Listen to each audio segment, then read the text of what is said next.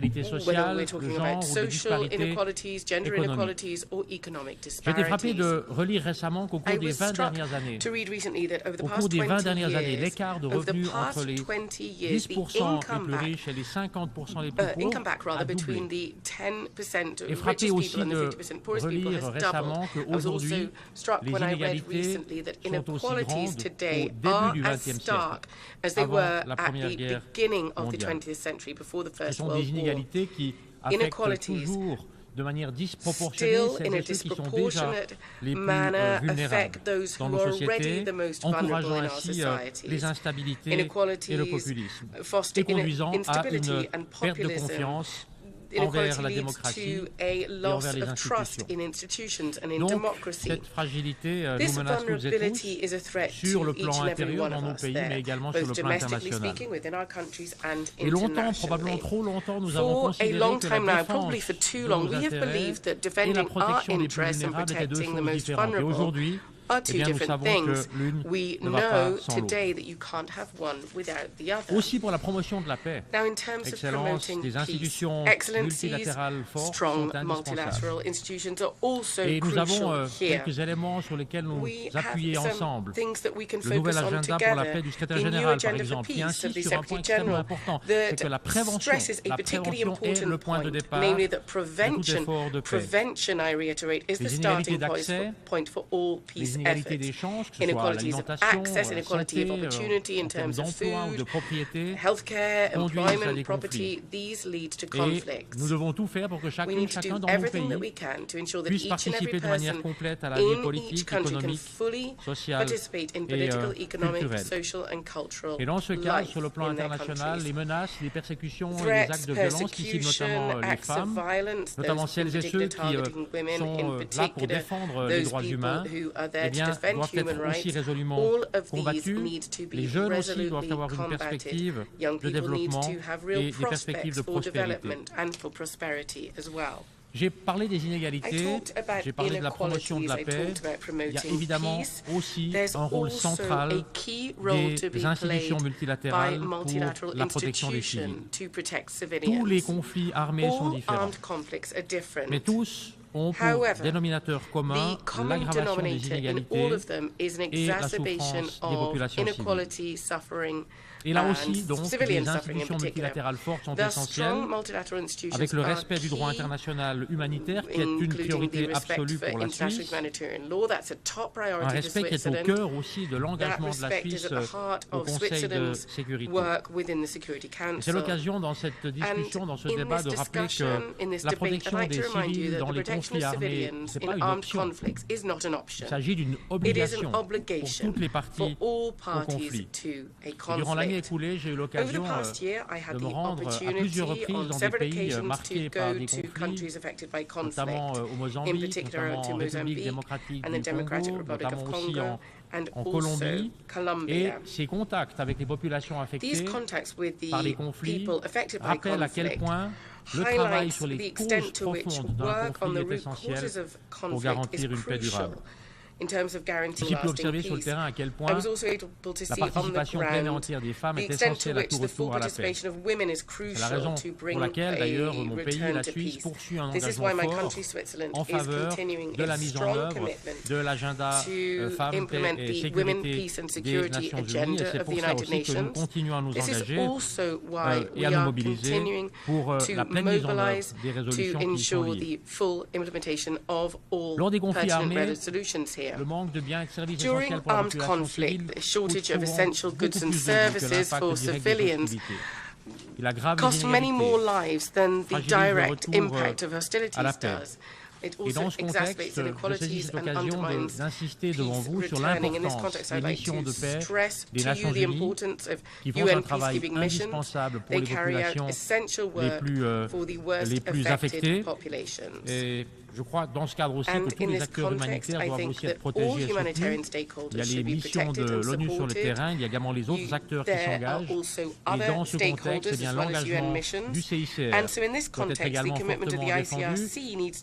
La multiplication des crises confronte cette organisation à une recrudescence inédite, inquiétante des besoins. Et en tant que dépositaire des conventions de Genève, en tant que siège du CICR, la Suisse s'engage avec détermination pour cet impératif humanitaire. Le travail du CICR est fondamental pour la protection des civils. J'ai cité quelques éléments, Excellences, Mesdames et Messieurs, et on voit bien que les défis sont immenses.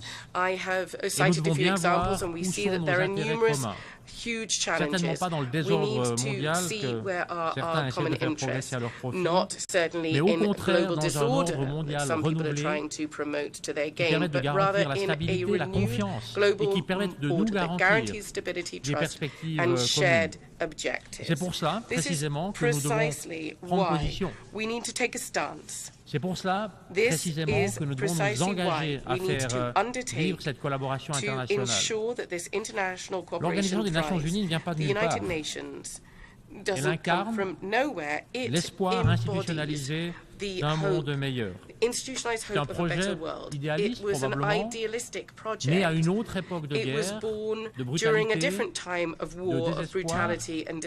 qui repose sur la conviction que de coopérer sur le plan international est indispensable, qui repose sur la conviction que le monde ne sera meilleur que si toutes et tous nous nous engageons à assumer nos responsabilités, et qui repose sur la conviction que, à la fin, that ce qui unit les nations, ce qui unit les peuples est bien plus fort que ce qui les sépare. Peut-être que ce constat peut nous rendre optimistes dans une période marquée par beaucoup de pessimisme, et nous rendre optimistes et nous appeler à non seulement renforcer, mais aussi approfondir nos travaux ensemble à l'échelle globale.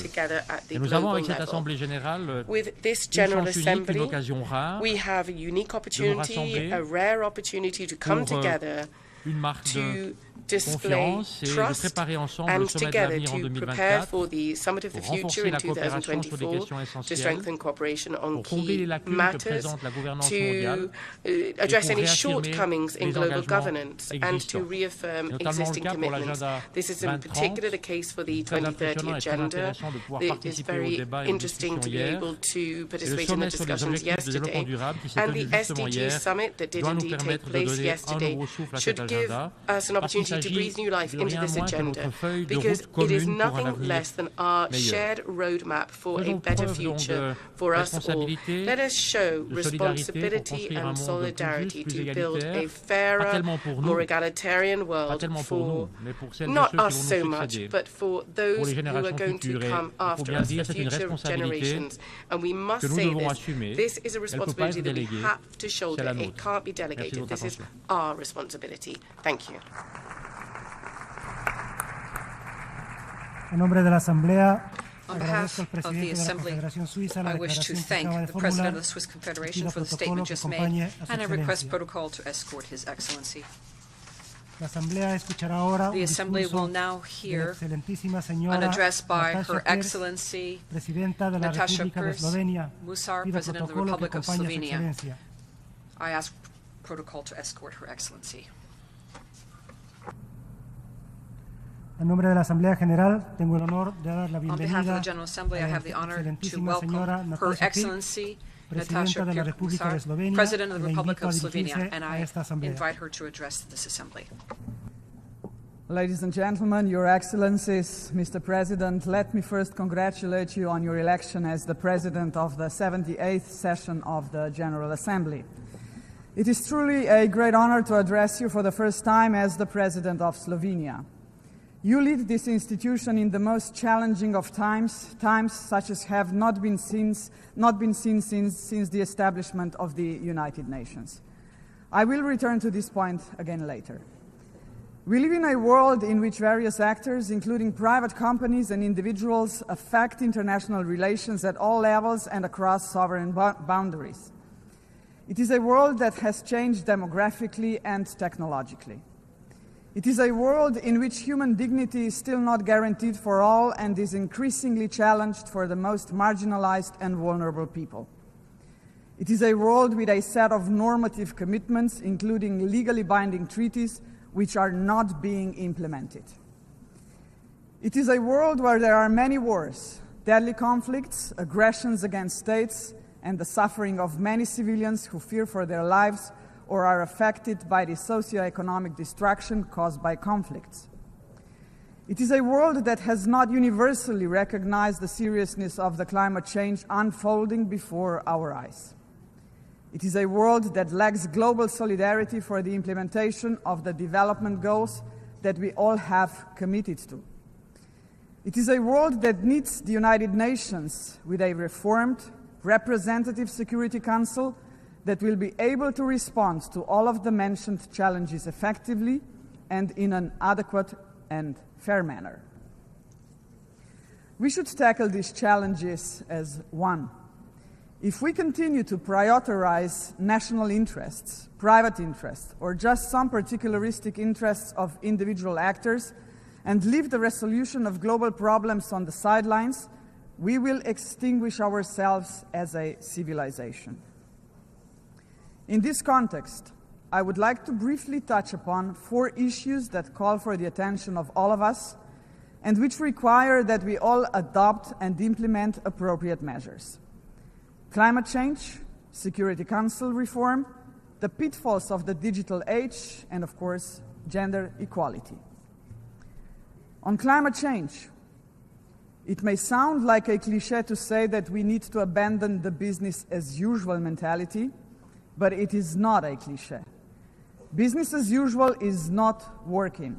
It is failing us all. Climate change is the greatest challenge of our time. The catastrophic floods that hit Slovenia in August are just one more event among the many, many events around the world that prove the point. I trust that we will be able to overcome the consequences of the floods. But think of countries that have less capacity to do so. Think of small island developing states, for example. They are frequent victims of catastrophic natural disasters, but the recovery costs are disproportionately high. Everyone should invest in an environmentally sustainable world, but I want to be clear, not everyone equally. Global solidarity is a matter of climate justice. Intergovernmental solidarity, with richer states contributing more than the poorer ones, and with the richest private companies also contributing their fair share, must be guided by the understanding that climate change is a result of human activities, past and present. Therefore, I am pleased to announce that Slovenia plans to increase its contribution to the Global Climate Fund by 50%. Addressing the growing financing gap between the needs of developing countries and available financial resources is essential for the implementation of Agenda 2030. However, I am very concerned that the current geopolitical polarization is hindering collaborative climate action. I only wish that in such circumstances, scientists were listened to more. According to the IPCC, simply keeping our promises would already be a step in the right direction. Sustainable development must become our joint and purposeful goal and principle guiding everyone's behavior. We must integrate climate action as well as the related question of water and food security into conflict prevention, conflict resolution, and sustainable peace building. Slovenia continues to be actively involved in ensuring climate and environmental justice, including the right to a clean and healthy environment, and in securing equitable access to safe drinking water and sanitation for all. During the UN 2023 Water Conference, I emphasized, water is life, water is existence, water is peace. It is for this reason that I would like to use this opportunity to repeat our call for the establishment of an UN Special Envoy on Water, which will be an important step towards ensuring the better coherence of water efforts inside and outside the United Nations. Mr. President, on the 6th of June 2023, Slovenia was elected to serve as a non-permanent member of the UN Security Council for the period 2024-2025. I would like to use this opportunity to thank you all for your confidence in electing my country to serve on the Council. It is with great honor, profound humility, and a sense of shared responsibility that we assume this task. Our term will be carried out in response to numerous conversations and exchanges we had with member states during our campaign. With regards to the Security Council, I cannot avoid the discussions on its reform, which have been going on for decades. I truly hope that we will soon see the light at the end of the tunnel. Slovenia has always been among the member states claiming that a change in the composition of permanent and non-permanent membership is long overdue. The current distribution of seats in the Security Council is neither fair nor representative. Furthermore, Slovenia belongs to the majority of member states that are deeply concerned about the unlimited use of the veto power, which is causing us to lose faith in the Security Council. It also results in the Security Council failing to act when action is required. In Europe, we view Ukraine as a case in point. Even some permanent member states have suggested that the P5 should refrain from using the veto, at least in the case of mass atrocities. We are all seeing this most valid suggestion ignored. In this regard, we commend Liechtenstein's recently introduced veto initiative as an important invitation to the P5 to reflect thoroughly on the situation before resorting to a veto. At the same time, it needs to be recalled that the UN Charter itself gives the P5 an opportunity to express their displeasure with decision-making, but still to act responsibly. They may not like a draft resolution, but they can choose to abstain and let the UN pursue without interruption its main goal, to maintain peace and security for all, not for merely a few, and certainly not just for one. Excellencies, by losing trust, we attack the very foundations of organized society of our international community. I am afraid that in our digital age, part of the problem of losing trust lies with the science and technology. Inventions are meant to advance humanity. Social media were not invented to disconnect us, but too often they do exactly that. Artificial intelligence can be useful, but it can also be dangerous. In this regard, I applaud to Secretary General's resolve to form a high-level advisory body on artificial intelligence. We need to find a way to govern the development of new technologies, including artificial intelligence, in a way that does not impede economic, developmental, social, and research opportunities, while not putting us at risk. A human-centric and human rights-based approach to the full life cycle of technologies, comprising their design, development, and application, as well as decline, should be the answer. The Global Digital Compact must be centered on this notion. Things can be done, but all actors, including private companies, will need to be on board with honest and meaningful commitment. Ensuring that human rights are the foundation of an open, safe digital future is not going to be an easy task. In saying so, I look at the key menace of our time, disinformation. Unfortunately, our time is once again a time of competing of narratives, only that now they are much more complex as regards the threat they pose to humanity. It is an era of snack news, attention economy, the fabrication of facts, and of increasing disagreements about facts precisely because we no longer trust any narratives. We may have the freedom of information, but we are not protected against false information, manipulation, and deceit. Mr. Secretary General is to the point in referring to the proliferation of hate and lies in the digital space as grave global harm. Big tech companies should take more systematic responsibility for the content they host and moderate. They should better protect users from hate speech, disinformation, and other harmful online content. What is unacceptable offline should not be acceptable online. Excellencies, ladies and gentlemen, I am about to say a few words on a subject so important that I have saved it for the last part of my address, gender equality. This year we are celebrating the 75th anniversary of the Universal Declaration of Human Rights.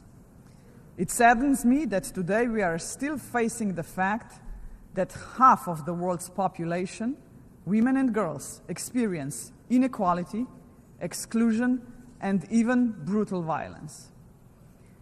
The societal marginalization of women and girls, often coupled with poverty, a lack of opportunities, to receive quality education and exclusion from labor markets and decision-making processes, is not only unjust. It also results in a monumental waste of potential for our societies.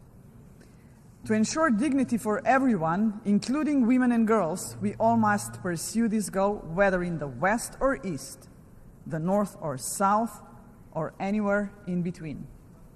We should start at home, also in our United Nations home.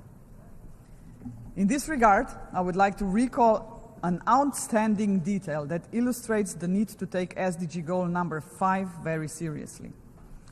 Namely, that it will take 140 years to achieve the equal representation of women in leadership positions in the workplace. This is simply unacceptable. The Secretary General agrees. The achievement of women's full, equal, and meaningful participation in political and public life is part of his new agenda for peace. That is why I am very much in favor of initiatives to achieve this objective, including within the framework of the United Nations. On this particular point, I'm thinking of the initiative from the group of women leaders, Voices for Change and Inclusion, concerning the alternation of the gender of the presidency of the UN General Assembly. Mr. President, you are presiding over an assembly of the most important global institution. We are all painfully aware of the fact that hitherto only four presidents of the General Assembly have been women. Only 4 in its entire history. 74 were men. We should live up to our own declarations on gender equality and materialize them in the work of the General Assembly as well. This would be a vivid and symbolic way of demonstrating our joint commitments. Excellencies, as I leave this podium, I would like to reaffirm the need for multilateralism. This needs to be a different type of multilateralism, one that is effective and inclusive, making the UN an actor and a forum fully fit for the future. The most pressing challenges today, and I have elaborated on some of them, cannot be addressed by individual states, no matter their size or power. This must be a collective effort, or our children and grandchildren will be affected much more than the generation of leaders gathered here. We must work towards a new global compact which needs to be principled, rise above particularistic interest, and be based on global solidarity. It needs to prioritize the protection of nature and human dignity. It also needs to have a long horizon. Slovenia is fully committed to contributing to the Pact for the Future, and we look forward to actively engaging in the upcoming summit next year. We must be ambitious, even if do not agree on solutions to all the emerging challenges. We need to use our power and resources to put all our collective efforts into action in order to solve them. Better one by one than none. Thank you very much, Your Excellencies and ladies and gentlemen.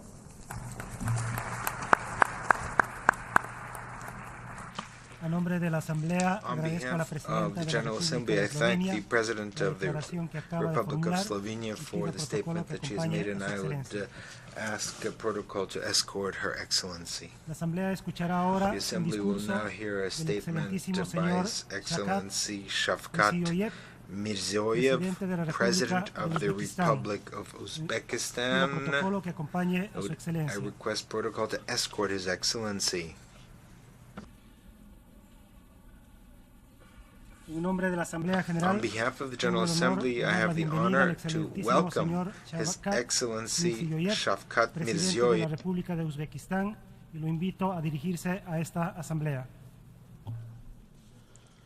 Hurmatli Rais janoblari, Distinguished Mr. President, distinguished Secretary General, heads of delegations, ladies and gentlemen. Today's session of the United Nations General Assembly is taking place in the context of fundamental changes in the system of international relations. There is a global crisis of confidence. Problems in the functioning of global security institutions and deviation from international law are increasing. All this is causing a huge increase in tension. The geopolitical contradictions are creating new obstacles to the free flow of trade, investment and innovation. yangi to'siqlar vujudga kelmoqda. Hatto even on the issues that concern the fate of humanity as a whole, such as climate change, hunger and inequality, one can feel that mutual communication has been lost. In such a complex situation, the idea of preserving the spirit of practical cooperation and interaction, placing common interests above existing conflicts and strengthening unity among countries is becoming more relevant than ever. Last year we launched the Samarkand Solidarity Initiative aimed at common security and development. Our main goal is as follows: to comprehensively understand the responsibility for the present and future of our countries and peoples. To engage in a global dialogue all parties that are ready for open and constructive cooperation. I am confident that holding a summit of the future next year at the initiative of the UN Secretary General will serve to address the current challenges of international and regional development, increase the influence and effectiveness of our organization. Dear participants of the Assembly, we remain committed to continuing our policy of creating new Uzbekistan, which is a low-governed, secular, democratic and social state. Our country is boldly pursuing the path of fundamental reforms and strengthening the principles of democracy and justice based on the noble idea of in the name of human values and interests. In April this year, for the first time in the history of Uzbekistan, a nationwide referendum was held on the renewed constitution, which defines the priorities of national development. More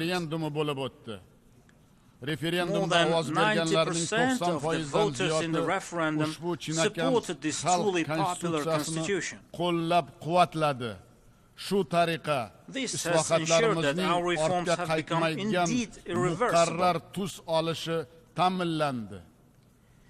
In our basic law, we have reaffirmed our commitment to the principles of equality of all citizens, human rights, freedom of speech and conscience, regardless of nationality, language, or religion.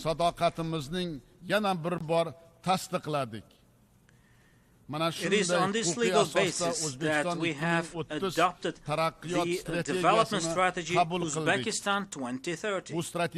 This strategy is in line with the United Nations Sustainable Development Goals, and we are fulfilling all commitments we have undertaken.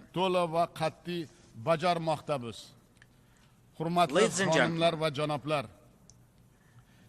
as an outcome of the ongoing reforms, the economy of Uzbekistan, despite the global challenges, is showing a steady growth. Over the past 6 years, the gross domestic product of the country has grown over 1.5 times. Our main objective is to double this figure by 2030.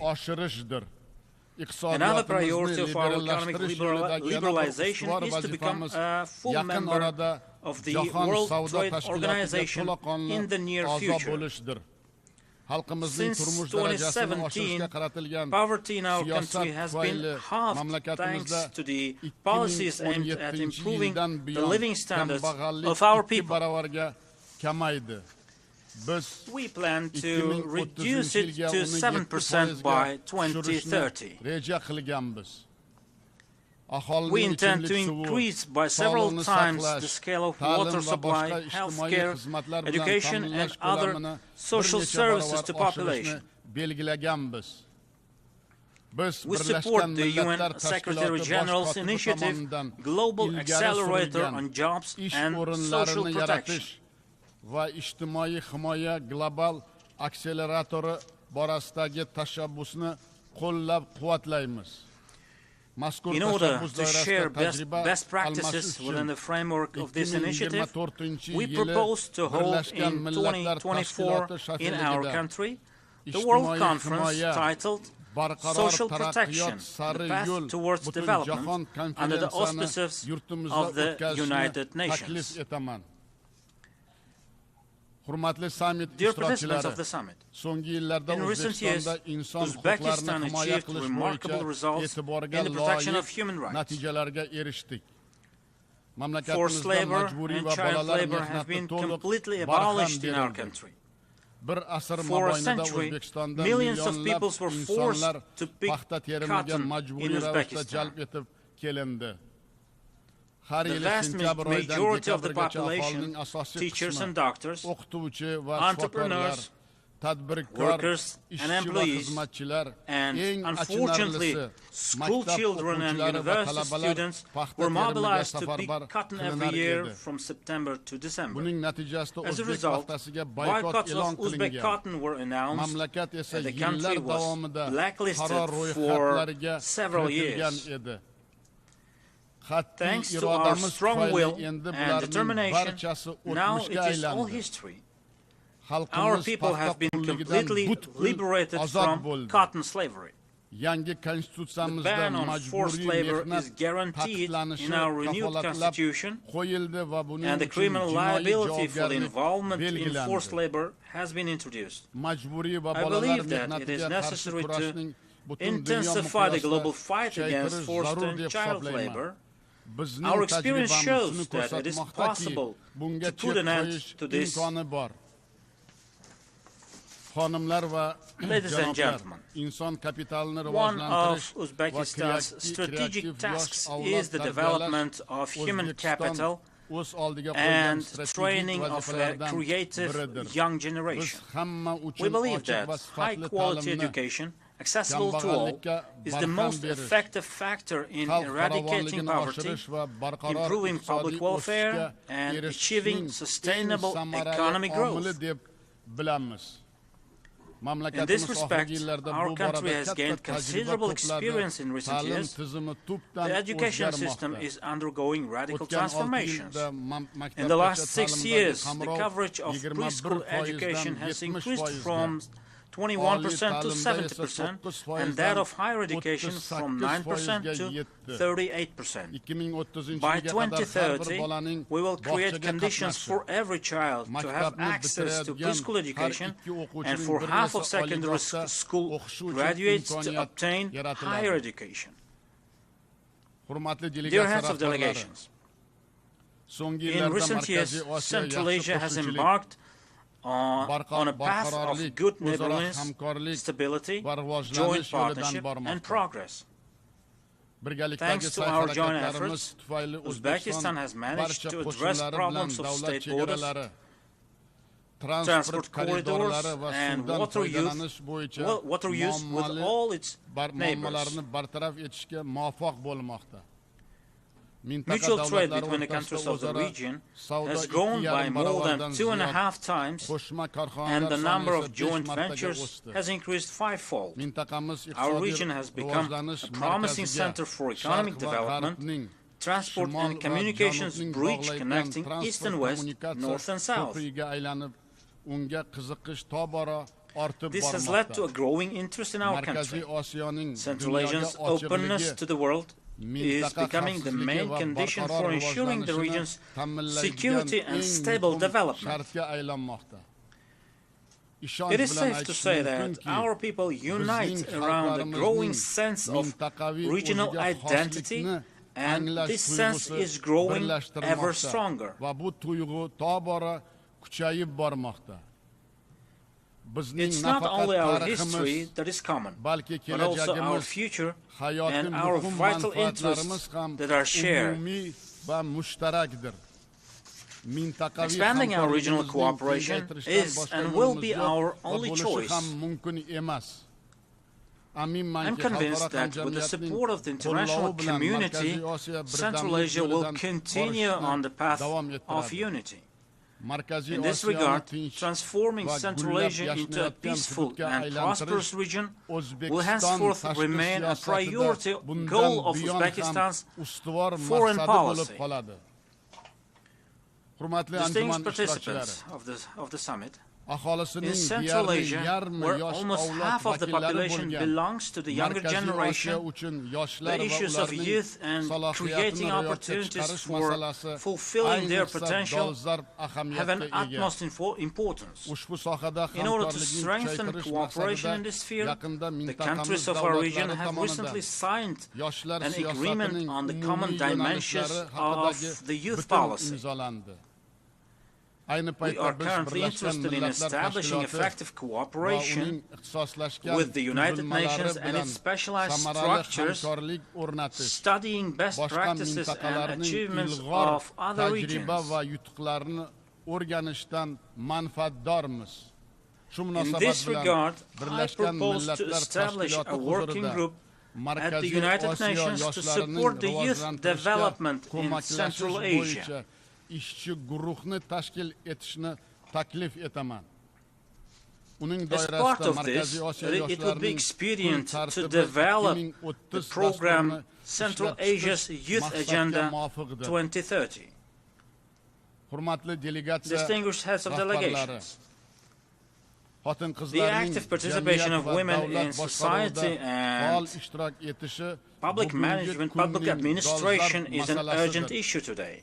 The noblest goal of our national policy is to ensure family stability, legal protection, and peaceful life for women and girls.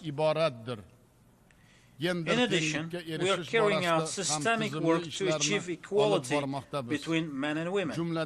For example, last year, 49% of university enrollments accounted for girls. For the first time, women's share in the public administration reached 35%. A special law has been passed to protect women and minors from domestic violence. We are interested in further expansion of cooperation with UN Women.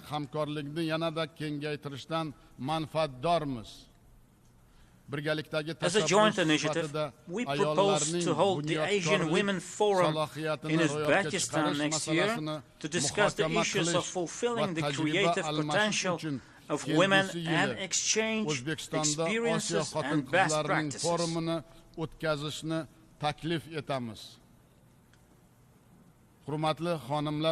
Ladies and gentlemen, currently the world is facing a critical environmental situation. The triple planetary crisis, crisis of the climate change, the loss of biodiversity, and the environmental contamination are worsening. In such challenging conditions, while Central Asian countries grapple with the RLC tragedy, the region is becoming one of the most vulnerable parts of the world in the face of climate change. Uzbekistan is doing its best to mitigate the consequences of the RLC tragedy, which remains a global problem. In recent years, 1.7 million hectares of green areas with drought-tolerant plants have been created on the dried-up bed of the Aral Sea. The support of the international community is essential for us to continue these vital efforts. Over the next 30 years, the air temperature in our region has increased by 1.5 degrees. This is more than twice the global average warming. As a result, nearly 1/3 of the total area of glaciers in the region has melted.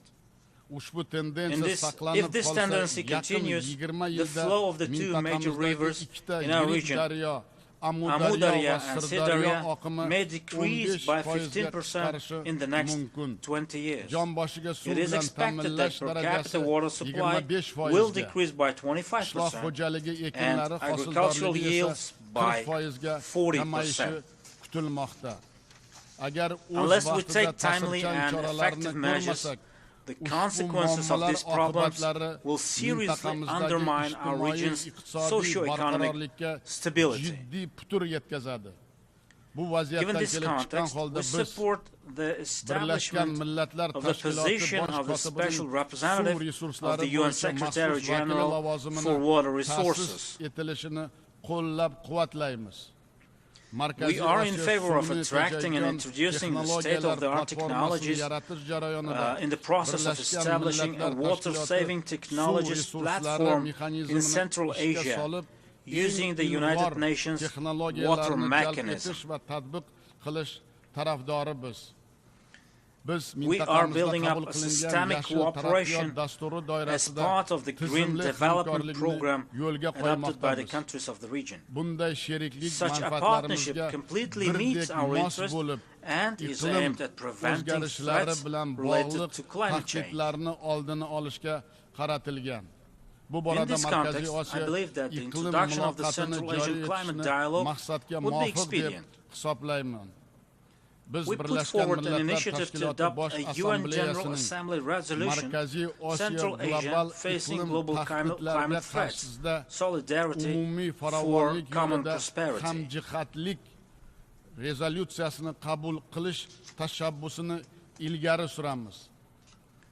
We propose to discuss its substance at the International Climate Forum to be held in Samarkand next year. In this regard, I would like to emphasize that adapting the main sector of Uzbekistan's economy to climate change, achieving carbon neutrality, and drastically increasing the share of green energy remains a strategic task for us. Dear participants of the Assembly, we need to strengthen our joint efforts in preventing the spread of the scourge of extremism and radicalization of youth. Last March in Tashkent, the Joint Plan of Action for the Implementation of the United Nations Global Counterterrorism Strategy in Central Asia was adopted.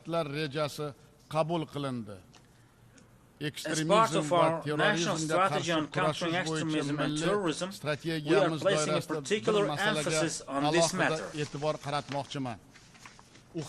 This includes helping people affected by extremist ideas to return to a normal life and their reintegration into society. We have gained unique experience in this regard. We have conducted the humanitarian Operation Meher, which means benevolence in English 5 times. As part of that operation, we have repatriated to our country more than 530 citizens, primarily women and children from conflict zones in the Middle East and Afghanistan. They have all received medical, psychological, social assistance and other support. In June this year, here at the United Nations headquarters, the international community learned the stories from people repatriated to our country and embarked on a new life.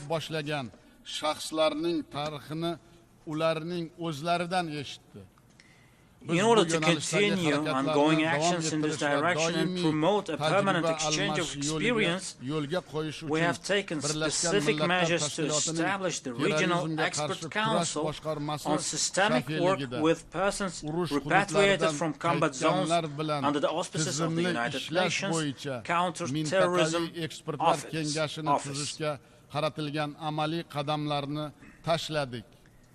United Nations member states must be more unified and work together to combat common threats such as international terrorism. I would like to emphasize another important matter.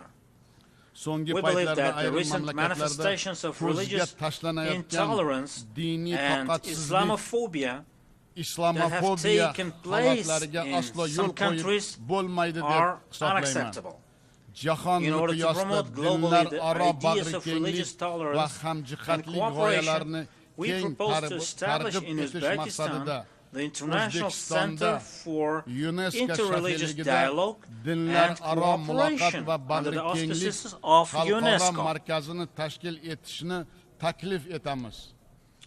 We take great pride that our country is a homeland of profound scholars and thinkers such as Al-Khwarizmi, Al-Biruni, Ibn Sina, Imam Bukhari, Mirziyoyev, and Ali Shernavoy, who made incomparable contributions to the development of science and shown Islam to be a religion of knowledge and peace. In order to study the rich heritage of these great scholars and to reveal to the world the true humane essence of Islam, we propose to organize in Uzbekistan next year the international conference titled Islam, a Religion of Peace and Kindness. Esteemed participants of the session, the developments in Afghanistan directly impact international security. The country is facing a new situation and demands a unique approach to resolving the Afghan issue. Leaving Afghanistan again alone with its own problems would be a grave mistake. Ignoring, isolating, and imposing sanctions only exacerbates the hardships faced by the ordinary Afghan people. We believe that humanitarian aid to the Afghan people should not be reduced. We call for the development of appropriate mechanisms to utilize Afghanistan's frozen international assets to address the acute social problems in this country. We need an open, peaceful and sustainable Afghanistan that is actively engaged in regional cooperation initiatives and is ready for mutually beneficial partnerships with its neighbors and other countries. Standing here at this high rostrum, I urge the international community to come together in resolving the issue of Afghanistan. I believe it is essential that under the leadership of the United Nations, we jointly develop a flexible and constructive approach to the Afghan issue.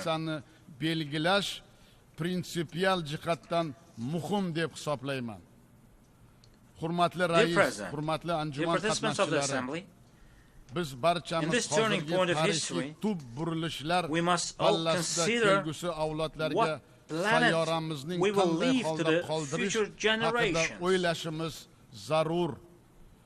Only through shared aspirations and collective action can we achieve lasting peace and prosperity. Now, more than ever, we need mutual trust, unity, and a spirit of cooperation.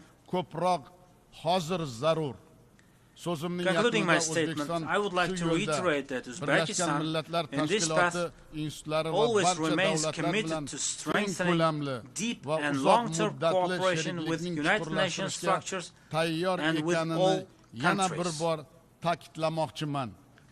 Thank you for your attention.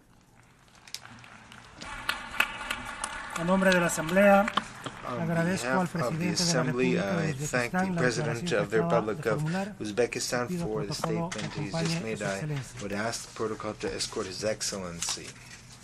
Hemos escuchado la última intervención en el debate general de esta sesión. La quinta sesión plenaria para continuar el debate general se celebrará inmediatamente después de que se levante esta sesión. Continue immediately as soon as this session is adjourned. The session is adjourned.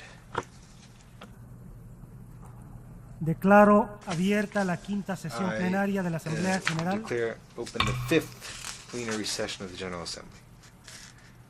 La Asamblea escuchará ahora un discurso del excelentísimo señor Luis Alberto Arce Catacora, presidente constitucional del Estado plurinacional de Bolivia, I would ask the protocol to escort His Excellency. En nombre de la Asamblea General, tengo el honor de dar la bienvenida al excelentísimo señor Luis Alberto Arce Catacora, presidente constitucional plurinacional de Bolivia. Le invito a dirigirse a esta Asamblea General al presidente de mi país. Muchísimas gracias, hermano vicepresidente de la Thank you Asamblea very General much, Brother Vice President of the General Assembly of the United Nations, Diego Pari Rodríguez. Es una alegría y un orgullo para Bolivia verlo dirigir esta Asamblea General del más importante organismo multilateral creado por la humanidad.